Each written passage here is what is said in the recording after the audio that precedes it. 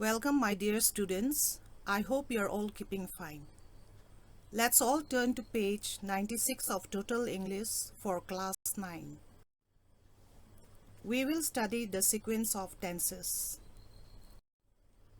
What do you mean by sequence of tenses?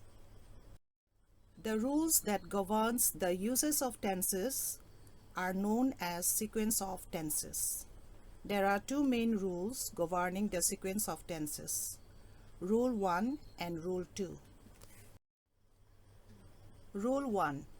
The past tense in the principal clause must be followed by a tense of the past tense in the subordinate clause. Example, he was telling us that he knew the secret of her friend. Here, in this sentence, the principal clause is in the past tense followed by a tense of the past time in the subordinate clause. Rule 2. A present or future tense in the principal clause may be followed by any tense in the subordinate clause. Example 1. Tanya says that she went to Dehradun. 2. They will say that they will not betray their country. Here, in the first sentence, the principal clause is in present tense followed by a past tense in the subordinate clause.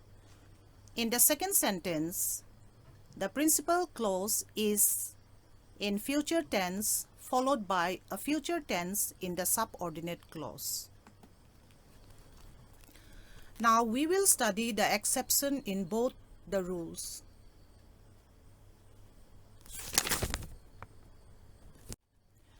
Exception in Rule 1. Number 1. Habitual or universal fact. When the subordinate clause expresses some habitual or universal fact, then the past tense in the principal clause may be followed by a present tense in the subordinate clause. Example, our teacher said that the earth revolves around the sun. 2. Conjunction of comparison, then or as well as. When the subordinate clause is introduced by some conjunction of comparison, Rule 1 does not apply at all. Any tense can be followed by any tense. Example 1. He respected you better than he respects me. 2. He respects you better than he respects me. 3. He will respect you better than he has respected me.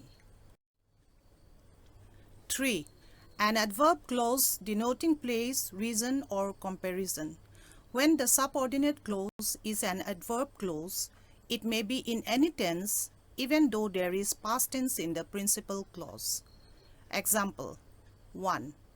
A grand city once stood where now lies the village. 2. She failed because she is weak in Sanskrit. 3. Siam like you as much as he likes me.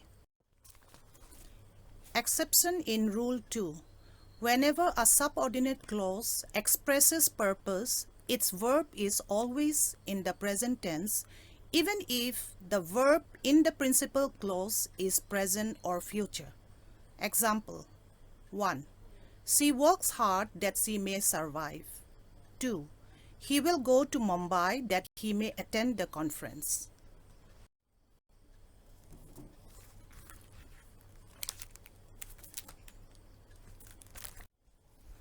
Now in Rule 2, we have Note 1 and Note 2. Let us see Note 1. If the conjunction introducing the subordinate clause is least, the verb in the subordinate clause has should irrespective of the tense of the verb in the principal clause. Example, he is careful lest he should fall. Note 2. When a subordinate clause is introduced by as though or as if, the past tense is generally used to indicate present time and the past perfect to denote past time. Example 1. She treats him as if he were her own son. 2. He behaved as though it had been nothing to be ashamed of. My dear students, I hope you all have understood the sequence of tenses. And now I would like you to practice the assignment given on page 98. Thank you all.